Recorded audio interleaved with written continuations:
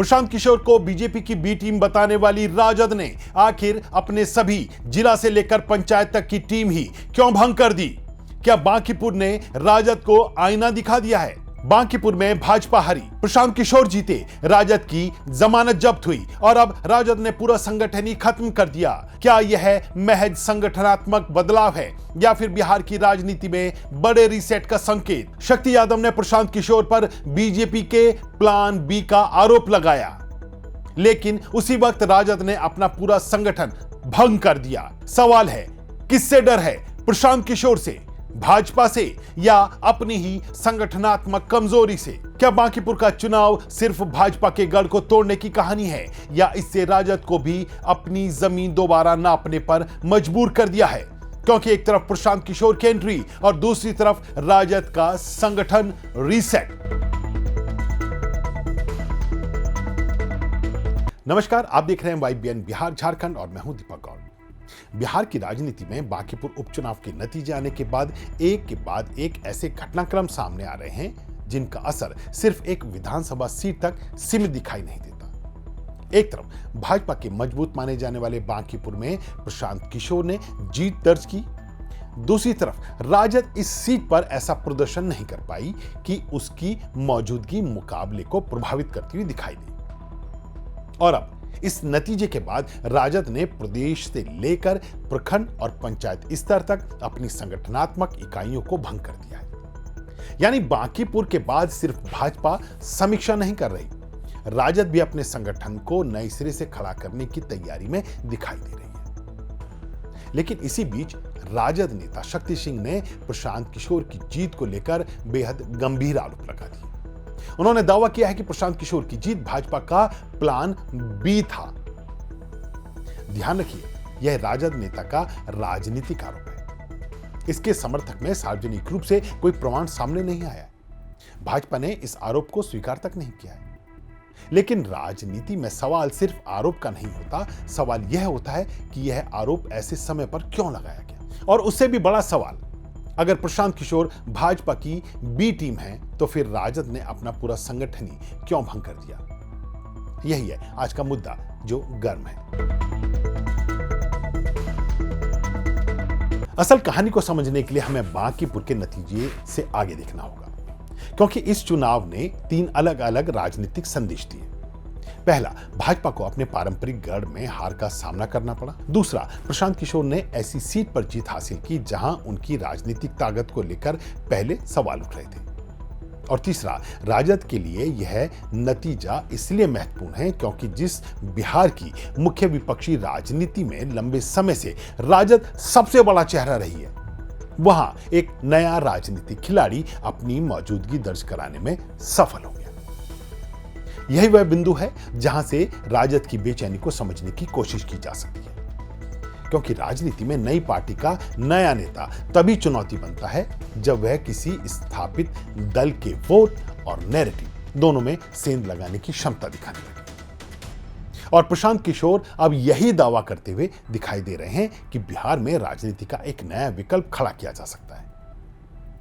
तो हमारी आज की इस रिपोर्ट का अंत तक जरूर देखिएगा, क्योंकि हम सियासत के उन हिस्सों को छुएंगे जो बिहार की सियासत में बदलाव की एक नई कहानी कहने जा रहा है। तो हम अपनी इस रिपोर्ट में आगे बढ़ें, इससे पहले आपने अगर अभी तक हमारे चैनल को सब्सक्राइब नहीं किया तो अभी कर लें और बेल आइकन का बटन दबाना ना भूलें। तो चलिए लौटते अपने मुद्दे की ओर।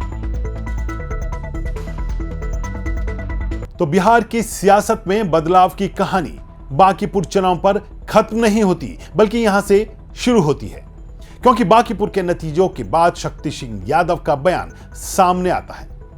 उन्होंने सवाल उठाया कि आखिर जिस भाजपा ने 2025 में बांकीपुर में भारी अंतर से जीत दर्ज की थी, वह अचानक अपनी परंपरागत सीट कैसे हार गई। उनका आरोप है कि प्रशांत किशोर की जीत कोई सामान्य राजनीतिक सफलता नहीं, बल्कि भाजपा के कथित प्लान बी का हिस्सा है। उन्होंने यहां तक दावा किया कि भाजपा ने अपनी सीट पर ऐसे उम्मीदवार को उतारा जो प्रशांत किशोर के सामने प्रभावी चुनौती नहीं बन पाया। लेकिन यहां एक महत्वपूर्ण बात समझना जरूरी है। किसी राजनीतिक दल के नेता द्वारा लगाए गए आरोप अपने आप में तथ्य नहीं बन जाते, इसलिए इस पूरे दावे को आरोप के रूप में ही देखना होगा। लेकिन इस आरोप ने एक दूसरा सवाल जरूर पैदा कर दिया है। क्या राजद अब प्रशांत किशोर को सिर्फ एक राजनीतिक दल के नेता के रूप में नहीं, बल्कि अपने लिए संभावित चुनौती के रूप में देख रही है? बिहार की राजनीति में लंबे समय तक मुख्य मुकाबला राजद, जदयू और भाजपा के बीच इनके इर्द गिर्द ही घूमता रहा है।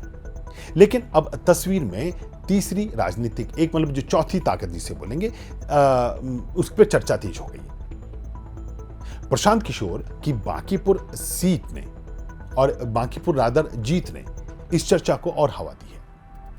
यही वजह है कि राजद के लिए प्रशांत किशोर को लेकर सिर्फ चुनावी प्रदर्शन का सवाल नहीं है। सवाल यह है कि अगर जनसुराज धीरे धीरे बिहार के अलग अलग इलाकों में अपना संगठन खड़ा करता है, तो क्या वह उन मतदाताओं को प्रभावित कर सकता है जो परंपरागत रूप से राजद या दूसरे विपक्षी दलों के साथ जाते रहे? यही चिंता शायद उस राजनीतिक भाषा में भी दिखाई देती है जिसमें प्रशांत किशोर को भाजपा की कथित प्लान बी के रूप में पेश किया जा रहा है। लेकिन दूसरी तरफ एक और तस्वीर है। राजद ने प्रदेश से लेकर जिला, प्रखंड और पंचायत स्तर तक अपनी संगठनात्मक इकाइयों को पूरी तरह भंग कर दिया है। यानी पार्टी अब अपने संगठन को नए सिरे से खड़ा करने जा रही है। अब यहां असली मुद्दा गर्म होता है, क्योंकि अगर राजद का संगठन पहले से पूरी तरह मजबूत था, तो उसे अचानक प्रदेश से पंचायत तक समितियां भंग करने की जरूरत क्यों पड़ी? क्या यह सामान्य संगठन प्रक्रिया है, या फिर बांकीपुर जैसे नतीजे ने पार्टी को यह महसूस कराया है कि अब जमीन पर संगठन को नए सिरे से सक्रिय करने की जरूरत है? या फिर राजद आने वाले समय में नई पीढ़ी के कार्यकर्ताओं और नए चेहरों को संगठन में जगह देने की तैयारी कर रही है? इनमें से किसी एक संभावना को अंतिम सच कहना अभी जल्दबाजी होगा, लेकिन इतना जरूर है कि राजद ने संगठन के स्तर पर रीसेट बटन दबा दिया है। और इस फैसले का राजनीतिक महत्व इसलिए भी बढ़ जाता है क्योंकि बिहार की राजनीति अब सिर्फ पुराने समीकरणों पर नहीं टिकने वाली। एक तरफ भाजपा अपने संगठन और बांकीपुर की हार की समीक्षा करेगी, दूसरी तरफ राजद अपने संगठन को नए सिरे से खड़ा करेगी, और तीसरी तरफ प्रशांत किशोर बांकीपुर की जीत को राजनीतिक विस्तार के लिए इस्तेमाल करने की कोशिश करेंगे। यानी एक उपचुनाव ने तीन खेमों को अपनी अपनी रणनीतियों पर दोबारा सोचने के लिए मजबूर कर दिया है। राजद के लिए चुनौती यह है कि वह सिर्फ भाजपा विरोधी राजनीति तक सीमित न रहे, बल्कि अपने पारंपरिक जनाधार को नए राजनीतिक विकल्पों से भी बचाए। क्योंकि अगर तीसरा विकल्प मजबूत होता है तो मुकाबला सिर्फ सत्ता बनाम विपक्ष नहीं रहेगा, मुकाबला वोटों के बंटवारे और नए सामाजिक समीकरणों का भी हो जाएगा। यहीं पर राजद के संगठन को भंग करने का फैसला और महत्वपूर्ण हो जाता है।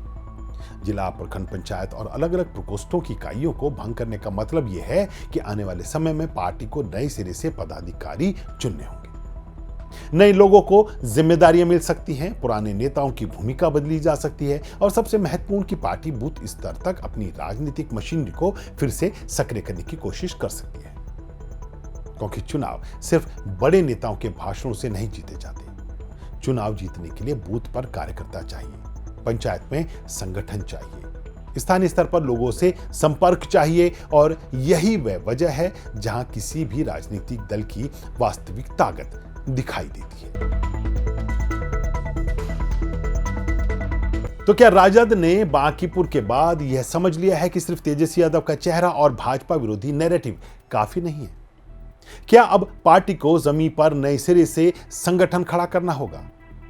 यह सवाल इसलिए महत्वपूर्ण है क्योंकि बिहार में राजनीतिक मुकाबला लगातार बदल रहा है। भाजपा के सामने प्रशांत किशोर की चुनौती है, राजद के सामने प्रशांत किशोर की चुनौती है, और प्रशांत किशोर के सामने चुनौती है कि क्या बांकीपुर की जीत को वह पूरे बिहार में आने वाले समय में दोहरा सकते हैं। एक सीट की जीत को पूरे राज्य की राजनीतिक लहर में बदलना आसान नहीं होता। इसके लिए संगठन चाहिए, कार्यकर्ता चाहिए, संसाधन चाहिए, और सबसे ज्यादा जरूरी है लगातार जनता के बीच मौजूदगी। यही कारण है कि राजद के सामने अब दो मोर्चे हैं। पहला मोर्चा भाजपा है, जिसके खिलाफ वह लंबे समय से राजनीतिक लड़ाई लड़ती रही है। दूसरा मोर्चा अब उभरते हुए राजनीतिक विकल्पों का है।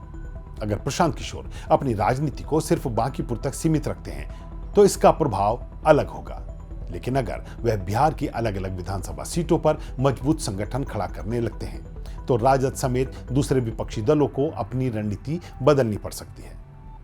और यही वजह है कि बी टीम वाला राजनीतिक नैरेटिव भी मजबूत हो जाता है, क्योंकि किसी एक नए राजनीतिक खिलाड़ी को कमजोर करने का सबसे आसान तरीका उसके ऊपर किसी बड़े दल की छाया होने का आरोप लगाना होता है। लेकिन राजनीति में अंततः फैसला आरोप नहीं, चुनावी प्रदर्शन करता है। अब सवाल यह है कि राजद के संगठन भंग करने और प्रशांत किशोर पर आरोप लगाने को हम किस नजर से देखें। क्या राजद प्रशांत किशोर को लेकर दबाव महसूस कर रही है? क्या संगठन का पुनर्गठन सिर्फ सामान्य पार्टी प्रक्रिया है, या फिर बांकीपुर के नतीजे ने पार्टी को यह एहसास करा दिया है कि जमीन पर संगठन को मजबूत किए बिना आने वाली राजनीतिक लड़ाई मुश्किल हो सकती है? और सबसे बड़ा सवाल, क्या प्रशांत किशोर अब राजद के लिए भाजपा से अलग एक नई चुनौती बनते जा रहे हैं? बांकीपुर का चुनाव इसलिए भी महत्वपूर्ण है क्योंकि इसने बिहार की राजनीति में एक असहज सवाल खड़ा कर दिया है। अगर भाजपा जैसी मजबूत चुनावी मशीनरी वाला दल अपनी पारंपरिक सीट हार सकती है, अगर प्रशांत किशोर जैसा नया राजनीतिक खिलाड़ी एक मजबूत गढ़ में जीत दर्ज कर सकता है, और अगर राजद जैसी प्रमुख विपक्षी पार्टी को इसके बाद अपने संगठन को प्रदेश से पंचायत तक नए सिरे से व्यवस्थित करना पड़ता है, तो निश्चित रूप से बिहार की राजनीति में कुछ बदल रहा है। लेकिन उस बदलाव की दिशा अभी तय नहीं हुई है। प्रशांत किशोर का अगला कदम क्या होगा, भाजपा इस हार के बाद अपनी रणनीति कैसे बदलेगी, और राजद अपने नए संगठन के जरिए क्या हासिल करना चाहती है, इन तीनों सवालों के जवाब आने वाले समय में बिहार की राजनीति की तस्वीर तय करेंगे। तो कहानी सिर्फ इतनी नहीं है कि बांकीपुर में भाजपा हार गई और प्रशांत किशोर जीत गए। असल कहानी यह है कि एक उपचुनाव के बाद बिहार की तीन बड़ी राजनीतिक ताकतें अपने अपने तरीके से रणनीति बनाने और बदलने की कोशिश करती दिखाई दे रही है। भाजपा हार की समीक्षा कर रही है, प्रशांत किशोर जीत के बाद विस्तार की जमीन तलाश रही है, और राजद अपने प्रदेश से लेकर पंचायत तक के संगठन को भंग करके नए सिरे से खड़े होने की तैयारी में है। उधर राजद नेता शक्ति सिंह यादव प्रशांत किशोर पर भाजपा के प्लान बी होने का आरोप लगा रहे हैं, लेकिन राजनीति में आरोपों से ज्यादा महत्वपूर्ण होता है संगठन, जनता का भरोसा और अगला चुनाव। इसलिए असली सवाल यह नहीं है कि प्रशांत किशोर किसकी बी पार्टी है। असली सवाल यह है कि क्या प्रशांत किशोर बिहार की राजनीति में तीसरी ताकत बनने की क्षमता रखते हैं, और क्या राजद का यह संगठनात्मक रीसेट उस चुनौती का जवाब है? क्योंकि अगर प्रशांत किशोर की चुनौती बढ़ती है, राजद अपना संगठन मजबूत करती है, तो भाजपा अपनी हार से सबक लेकर लौटती है, तो बिहार की अगली सियासी लड़ाई शायद पहले से कहीं ज्यादा दिलचस्प होने वाली है। यही है आज का मुद्दा, और ये मुद्दा सचमुच बेहद गर्म है। बहरहाल आज की इस रिपोर्ट में इतना ही। अगर आपको हमारी ये रिपोर्ट पसंद आई हो तो इसे लाइक करें, शेयर करें और हमारे चैनल को सब्सक्राइब करना ना भूलें। फिर मिलेंगे ऐसे ही एक नए मुद्दे को लेकर, तब तक के लिए दीजिए इजाजत। नमस्कार।